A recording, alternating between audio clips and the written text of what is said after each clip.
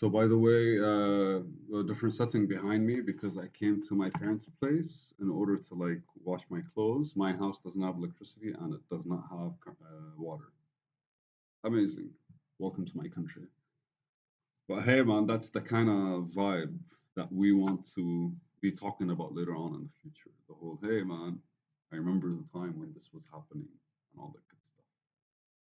Video number two, I need to remember at the end of this video to start like doing some uploading and like preparing the uploads for this session, these sessions. So the planning stuff, and I sat before I traveled, and I was like, okay, so I'm gonna go there. Like, what the fuck am I gonna do? Like, I know I need to visit the factory. I know I need to visit the company. I know I need to go and like check the country.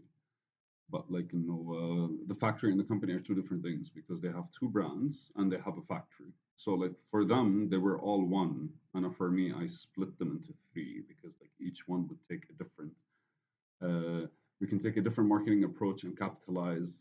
All three of them would basically be any marketing campaign we do to one of them will contribute to the two automatically. So if we split the marketing campaigns, then we won't be putting one product in people's faces. We will be putting three, which will build our reach and like add more value in their people's heads as we actually like go further with like promoting and like expanding through the market. So basically, the thoughts that were coming to my head is like, okay, so I need to take the guys shopping, and I want to see how they handle it. I want to see how people try to sell in that place. I want to see how people interact with customers. Do they care or not?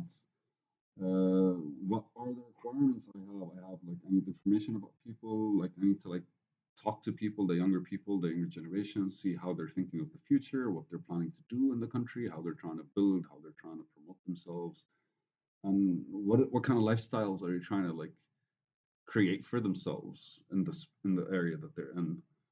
And so we got a control group, and I don't know how that went, but it's written here at one point, so we'll get to there as we go through these videos.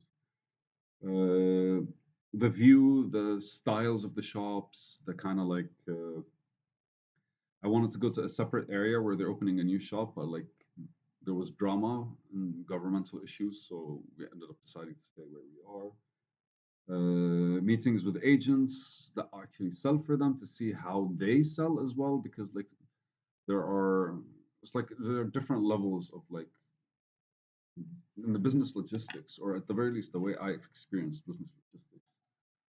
There's the way the company sells and the way the agents sell. Like there's insurance. Okay, let's use insurance. Or let's use like a chocolate bar. Like it leaves the factory, a businessman buys a certain quantity from the factory is satisfied. That's their deal. They don't have to worry about like the sales. That guy also sells to smaller businesses, and these smaller businesses sell retail basically to the individuals. So it's the same concept over there. I needed to meet the retailers and I needed to meet the wholesalers. And I wanted to see how they think. That's I don't want to say fascinating, but like they proved something, all of them. And there weren't that many, but they proved something. Because like most of these people have only succeeded because people trust them to be true to their word. Their sales skills are more people skills. It has nothing to do with them trying to sell a product. It's more, you come to my shop, I'm going to take care of you, I'm going to respect you as a customer, I'm going to sit with you, and we're going to talk about anything you want. And at the end of the day, I will give you a recommendation. And that's how they sell, which is a good sales technique, but they're not actually selling product. They're more spending time with customers as they come. And for us, if a customer doesn't know the difference between quality and high quality, then you as a salesperson are not necessarily like selling our brand. You're just selling for yourself, and it just happens that you chose our brand, which is good, higher level than other wholesalers or retailers. But basically, like there are these like discrepancies in between like how people actually work, and the bigger people tend to always work out of like trust and honor and like reputation. That's one. That's the one. Reputation. And basically, I sat also with the workers of the factory. Some of them are bright, are very like uh, open-eyed, but the rest kind of like I just want to do my job and go back to my family, which is perfectly fine.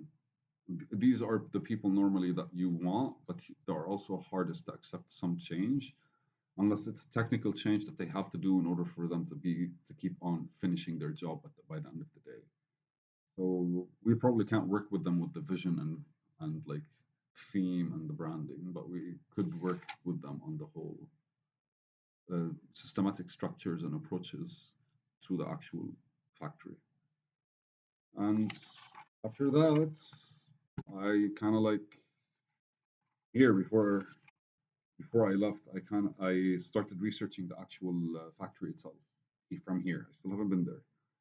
So these are the papers from here. I still haven't been there.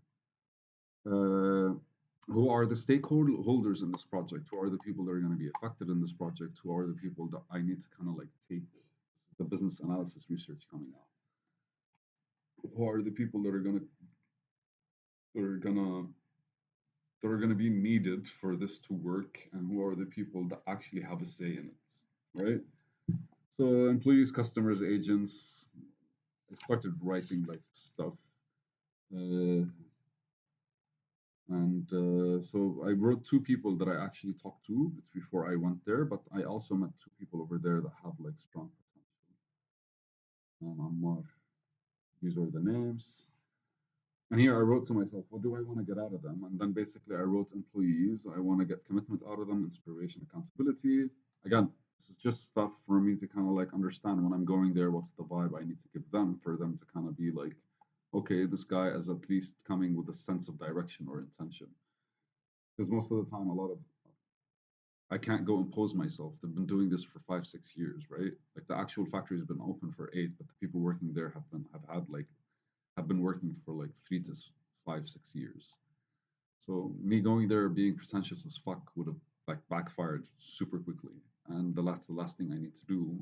What I needed to do was find a way to kind of like get them to accept why I'm coming, want my kind of like want the relationship that where I exist, kind of like just pointing at things from a different opinion and perspective, and for them to kind of be like, okay, that's something I would want to do, that's something I'm interested in, that's something that you're right about, or that's something I don't like, and basically be able to have an open discussion where they're comfortable and not feel anyway, like absolutely like the more neutral they are and the more just this will help the job because like we tend to take things personally as people. At least that's my experience in life. I realized that a lot of the times I'd be like, oh, I don't care. But the reality is, I don't care because it's pissing me off, not because I'm indifferent. But that's something I probably should talk about at one point as well on this ranting channel. Um, how do I want my relationship values to be with the guys that I actually talk to? And here I write like the tree metaphor, like if you plant a seed and well, the tree first sets the roots and then grows a bit and then 7 years down the line bears fruit. And in a way, I kind of used that when I was there and I compared them working for the past 8 years as establishing the actual base. And it's about time for them to kind of like thrive and all the leaves to come in place and soon bear the fruit of all their work and shit like this. Inspiring crap, man. Inspiring. Well, then I started researching like history of it all. Fucking beautiful, man. Really, our history is just impressive. Like if people took the chance just to look at where they came from, I'm talking thousands of years ago, not a couple of hundred. A couple of hundred are still impressive, but like if you go back and how we used to live and how we were able to survive, and how the smaller things that we targeted in order for us to kind of like get that mental evolution and then slowly just move on to something different. Fascinating. Felt like the Hanging Gardens of Babylon. Uh, that's one of the seven wonders of the world, man. And water and its history and how it was created and the cultural heritage and evolution. And I started thinking about a book I was reading, which is like How to Get Things Done. And there are like three planning models. He talks about, no, he focuses on the natural. There's a natural model where your mind normally processes things a certain kind of way. And it's like defining a purpose, outcome, vision, brainstorming, organizing, and identifying the next steps. Now, your brain does that easily when it comes to the smaller tasks because he's built the experiences in them as we grew up. bigger things when you're approaching something kind of like new to you, you kind of have to like take a step back and look at these smaller details in order for the brain to be able to take you step by step. This probably is as my way of kind of like not defining a purpose because we actually defined a purpose, but my way of brainstorming with myself in order to establish the things that we kind of like are getting into. Um, Sorry, man, somebody's knocking on the door. Sorry. So basically, this is me kind of engaging myself with the previous thoughts, and that's the brainstorming. And from there, kind of like establishing the actual track that I want to do. Like, okay, so these are the things that were in my head when I got over there. This is me letting them out, and then me kind of like sitting with myself and going, like, if I were to do this, I'll have an established base, not necessarily strong, but actually there. And from there, I kind of like start drawing an outline of what are the things that we need to be achieving in order to actually get to our goal, putting more details in every outline, and then systematizing them by actually like giving them, okay, these could be done sooner, these can be done later, these need to be prepared for, these not. And splitting these things is very important because that's how you kind of like organize yourself better. And what are we doing this week? What are we doing next month? What are we doing like over the course of 3 months and 6 months? Again, that's how I imagine things happening. And huh, thoughts. Wait, I think here is when I actually arrive. Cool. See you in the next video.